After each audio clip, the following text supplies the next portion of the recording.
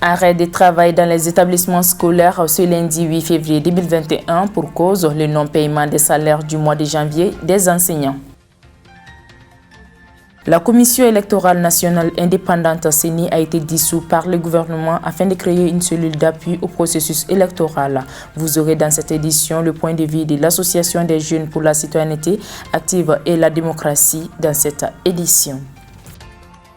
C'était là pour vous le sommaire de cette édition. Merci de nous accueillir chez vous et bienvenue dans ce journal d'information de la Liberté Télévision. Comme annoncé, pour non-paiement de leur salaire du mois de janvier, les enseignants ont décidé ce lundi 8 février 2021 d'arrêter le travail. Pour en savoir davantage, notre équipe de reportage a sillonné quelques établissements publics de la rive droite. Reportage.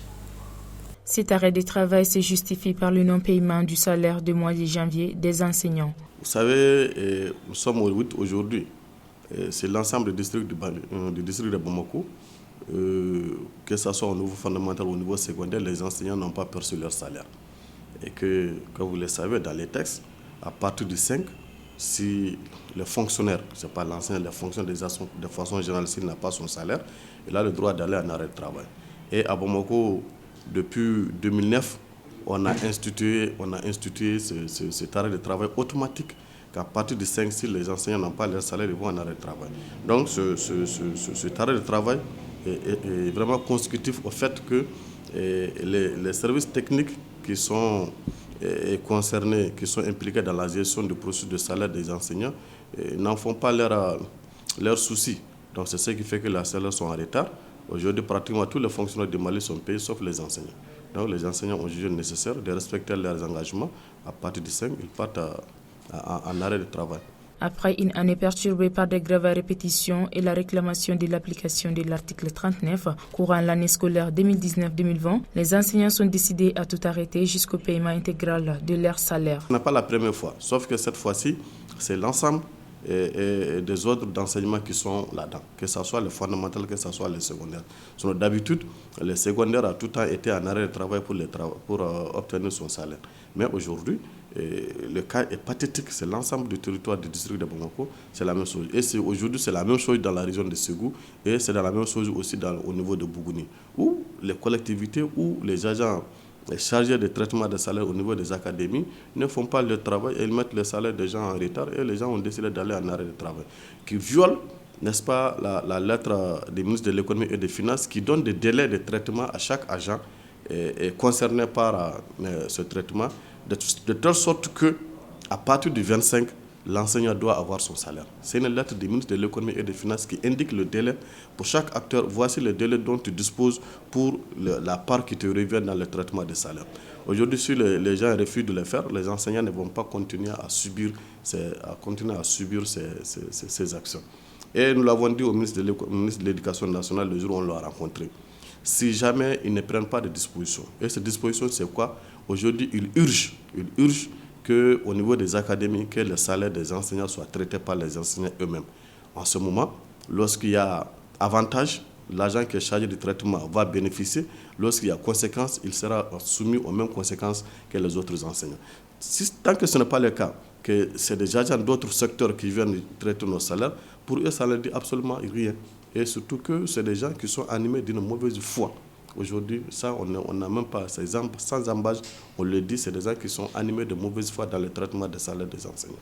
À noter que cette situation fait grincer les dents, surtout du côté des élèves et des parents d'élèves qui craignent des nouvelles perturbations de l'année scolaire 2021-2022. Le gouvernement a dissous la Commission électorale nationale indépendante la semaine dernière. Cette décision a été rendue publique le 2 février à travers un décret signé par le ministère de l'Administration territoriale et de la décentralisation. La suppression de l'organe régulateur des élections pose le débat sur l'organisation des prochaines élections. C'est dans ce cadre que nous avons approché la directrice exécutive d'Agicad, Adam Diko. De son point de vue, la dissolution de la CENI vient à point nommé car elle ne joue plus son rôle. Pour plus de détails, écoutons-la au micro de Kadiatou Guindou. Alors, ce que je pense, déjà, il est important de comprendre que la cellule d'appui au processus électoral ne peut pas remplacer la CENI. Et je ne pense même pas que ça a été créé pour remplacer la CENI.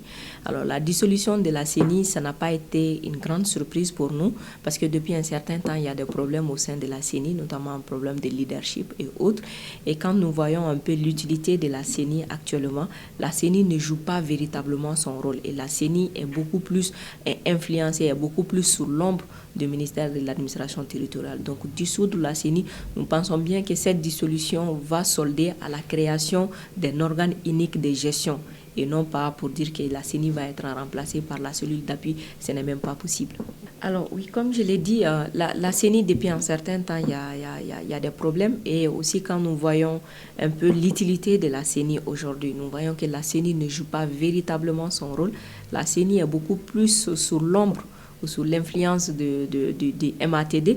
Donc si cette dissolution de la CENI est conditionnée, disons, est motivée par ces problèmes de leadership, par aussi le problème que la CENI ne joue pas véritablement son rôle, je pense que nous pouvons dire que cette dissolution vient à point nommé. Mais encore une fois, cette dissolution doit se solder à la création d'un organe unique de gestion. Parce que pour nous, l'ordre du jour n'est pas la création de cette cellule d'appui au processus électoral. Ce n'est pas un besoin, ce n'est pas un souhait. Aujourd'hui, ce qui est le souhait, ce qui est le besoin, ce qui est recommandé, c'est la création de l'organe unique de gestion pour l'organisation des prochaines élections.